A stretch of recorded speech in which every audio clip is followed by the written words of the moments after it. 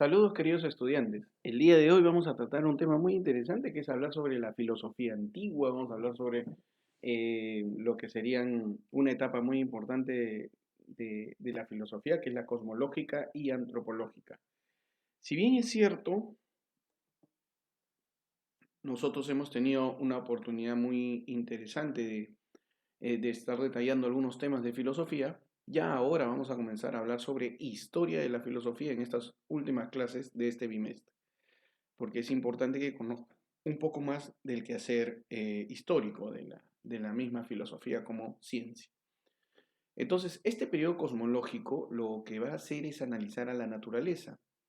Realmente es preguntarse cómo es que existe y comenzar a deslindarse de la forma teórica que existía de los dioses de esa época de los antiguos griegos, ¿no? Entonces ellos consideraban que en este caso el cosmos está compuesto por una diversidad de cosas que están en constante cambio. Y para que esto exista había un principio fundamental, este principio del cosmos, al cual le decían la physis, ¿no? Y de ahí proviene el término de física, que estudia justamente el accionar de la naturaleza. Y ese principio le denominaban arqué. Eh, en el caso habían dos vertientes, hubieron los primeros filósofos que consideraron ese arqué que estaba basado en un único elemento que existía en la naturaleza, que vendría a definir este, la base de cualquier otro, de otro bien o de otras cosas existentes en nuestra naturaleza. Mientras que hubieron posteriormente algunos otros filósofos que pensaron o consideraron de que hubieron una gran cantidad de elementos que eran los que unidos generaban este principio de nuestra naturaleza. Vamos a iniciar con una primera escuela que sería la escuela de Mileto, cuando Tales de Mileto pensaba o creía, consideraba que todo estaba alrededor de lo que sería el agua. Entonces él decía que el elemento básico de toda naturaleza y de la existencia de nosotros como tales es el agua. Posteriormente, bueno, hay que entender también que Tales no se dedicaba, era el primer filósofo, por eso lo conocemos como tal. Este primer filósofo que trató de entender la realidad, él, como cualquiera de los demás, no se dedicaba a la filosofía como tal, sino que era su primera expresión de algo que estaba comenzando a surgir como dudas dentro de su cabeza. Luego de él llega Anaximandro, el cual considera que el elemento básico es algo que él denomina apeirón y que en este caso es una materia indeterminada, ilimitada e indivisible. Lo que él decía es que juntando cada peirón, luego este elemento iba a formar a todas las cosas que existen a nuestro alrededor, ¿no? Luego va a llegar Anaxímenes, el cual va a considerar que no es ni el agua ni este apeirón, sino que es el aire. Él dice que cuando el aire se rarefica, surgía el fuego de él, y cuando se condensaba, el aire se transformaba en agua y en tierra. Entonces, él decía de que ese es el elemento base, pero se han dado cuenta que ya comenzaban a hablar sobre agua, aire, fuego y tierra como algún tipo de elementos que se iban combinando, era porque justamente este pluralismo que decía que había varios orígenes comenzaron a surgir posteriormente. Pero después de ellos surge Pitágoras, al cual también le denominamos el padre de la matemática, el cual consideró que todo el cosmos se basaba en números y que todo lo podíamos entender a través del número. Entonces él decía cosas también como que el alma se reencarnaba de un cuerpo a otro buscando la purificación. Entonces que nosotros no terminábamos de morir y no nos íbamos a ningún lugar, sino que nos quedábamos aquí y esa alma se transportaba de un cuerpo a otro, entonces convivía de alguna manera. Pero increíblemente Pitágoras tenía una idea bastante clara, ¿no?, sobre los números y la relación que existía, y que hoy en día hablamos hasta de un código binario, ¿no?, para diferentes cosas que queremos plasmar, con los ceros y con los unos. Posteriormente a él apareció Heráclito, el cual consideró que el fuego era el que generaba absolutamente todo, ¿no? y es el inicio de la vida, que permitía cocinar y que uno pueda comer, calentaba el agua, la modificaba, la volvía evaporada. Entonces él decía de que había este fuego como el iniciador, elemento base que puede modificar todo a nuestro alrededor. Posteriormente, Parménides decía que nosotros tenemos una esencia, ¿no? Y que esa esencia no era exactamente lo que nosotros pensábamos. Él decía de que nosotros encontrábamos cosas que existían como tales, ¿ok?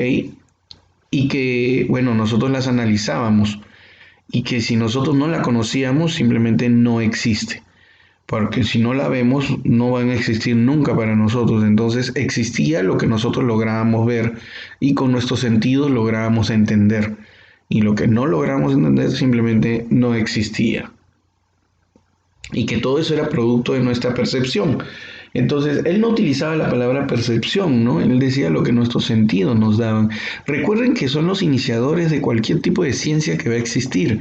En el caso de la percepción es uno de los temas de psicología, pero antes de que sea psicología fue filosofía. Entonces, la filosofía era la madre de todas las ciencias y que de ahí se comenzaron a dividir todas ellas, como ya lo hemos hablado anteriormente. Posteriormente a ellos ya comenzaron a existir los pluralistas como Anaxágoras, el cual creía que existían las homeomerías, que eran diferentes semillas divisibles hasta el infinito. O sea, se dividían en diferentes elementos y a eso le llamaba él homeomerías. Y que el movimiento se produce por el nous, que es un espacio existente y que es una energía vital, especial, que él no podía describir y que la describía de una forma como que daba esa vida a todos nosotros, ¿no? Lo que posteriormente algunos otros después le llamaron alma, espíritus, etcétera, ¿no? Ese es el nous. Empedocles, él comenzó a hablar sobre los cuatro elementos juntos y a los cuales él decía que el movimiento más bien se produce gracias a la distancia o la acción entre el amor y el odio que se daba, pero que la base eran los cuatro elementos como son aire, agua, tierra y fuego, ¿no? Demócrito fue el primero en definir que existían algunas partículas a las cuales él consideraba indivisibles, a las que les denominó átomos hasta el día de hoy, ¿no? Entonces, eso es bastante importante, ¿no? Para ir comprendiendo que, bueno, hoy en día sabemos que los átomos sí se dividen, ¿no? Pero en ese momento él desarrolló algo y sin necesidad de utilizar maquinaria o algo para ver si es que esto era real o se estaba equivocando, ¿no? Posteriormente de ellos llegaron una etapa antropológica a la cual le vamos a denominar de esta forma, filosofía antropológica, y se incluyen a los que serían los sofistas en este caso.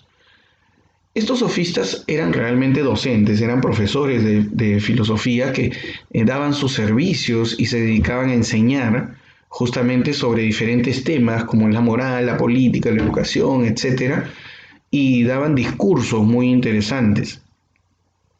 Y cobraban por ello, por brindar este aprendizaje a las demás personas con lo que ellos conocían y trataban de conocer mucho más y esa sapiencia mostrársela a todos los demás y que todas las demás personas generen esa sabiduría.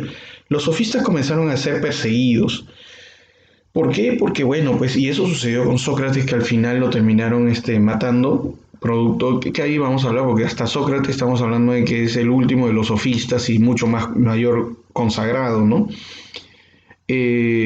Justamente por estar dando ideas sobre lo que sería la existencia humana, cuando antes se pensaba que eran los dioses los que creaban absolutamente todo. Es aquí donde surge la nociología, cuando nosotros hablamos sobre las teorías del conocimiento, son las posturas escépticas, relativistas sobre si se conocemos o no. La desigualdad entre los hombres y los dioses, si es que existen o no, y por qué las leyes divinas existe la religión, debe existir, se hacían ya preguntas importantes. Van a utilizar un sistema muy importante que va a ser lo que sería la retórica. Y la retórica es lo que hoy en día sería el discurso que da una persona. Posteriormente vamos a ver el desarrollo de lo que sería la dialéctica, que vendría a ser el debate, ¿no? Pero en esta situación surgieron las retóricas, no habían debates, habían discursos con gran oratoria de parte de estos sofistas. Ellos distinguieron entre lo que era la ley natural, las cosas que se puede decir porque así han surgido, y lo que sería la ley social, que eran las convenciones de todas las personas. Como por ejemplo, los derechos es una convención, porque todos están de acuerdo, pero la ley natural es algo que dice que es de tal forma, por ejemplo, que las personas nazcan hombre o mujer, ¿ok? Pero por ley social yo puedo aceptar que las personas tengan diferente tipo de orientación.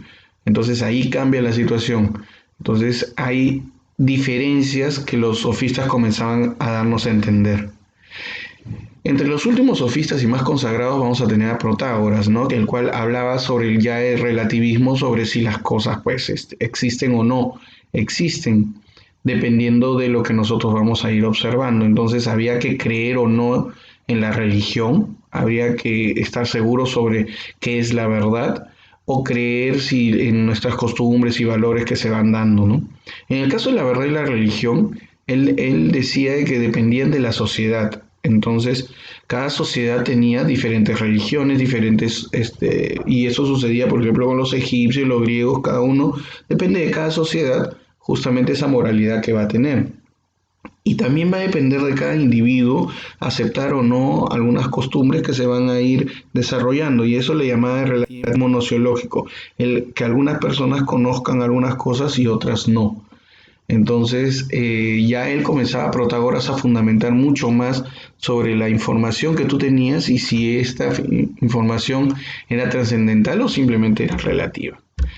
Por último, nosotros tenemos a quien sería este personaje tan importante, sofista último, que es Sócrates. Sócrates tenía una característica muy importante que nos ha ido dejando. Él nos dio dos frases importantes. Por ejemplo, yo solo sé que nada sé, y luego conócete a ti mismo. Estas dos frases tienen un sentido muy, pero muy importante. ¿Por qué les digo esto?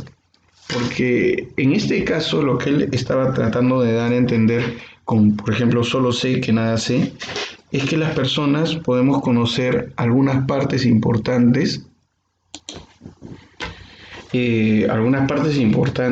de varias cosas que podríamos nosotros conocer, ¿no? Pero realmente él demostraba que no conocíamos todo, pero él por lo menos decía que él sabía que no sabía nada, por ende se ponía en una posición superior a la tuya. ¿Qué caracterizaba a Sócrates realmente? Bueno, él utilizaba una forma de enseñar que era a través de lo que le denominaba diálogo. Y este diálogo va a tener varias características, por ejemplo, el utilizar la mayéutica, la ironía y la refutación.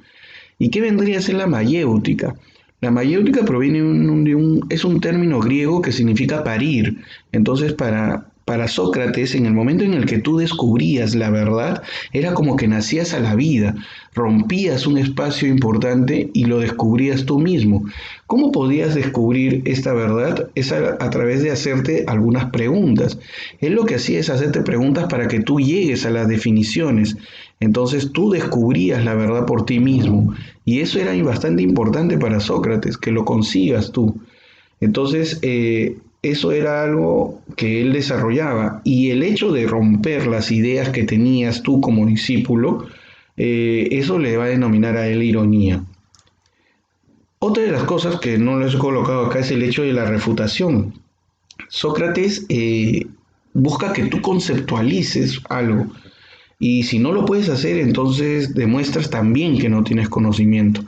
Entonces lo primero que te dice es conócete a ti mismo. Primero desarrolla todo este tipo de información y que eso te va a llevar a de verdad a desarrollar conocimiento.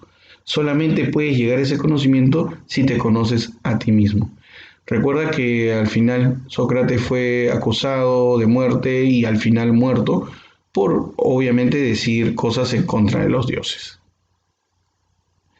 Al fin y al cabo, bueno, hay una ética intelectualista, el hombre hace lo justo por conocimiento de lo justo, que es una definición, por ejemplo, de justicia, y el hombre comete injusticia por ignorancia de lo justo, que es una definición también de lo que sería justicia. Entonces la ética intelectualista es algo importante que debemos considerar en estos momentos de análisis sobre lo que sería la filosofía. Por último, te dejo estas actividades para que lo vayas desarrollando, estas preguntas, y me vas dando tu opinión sobre cada uno de estas preguntas que tenemos aquí, ¿sí? Nos vemos en la siguiente sesión.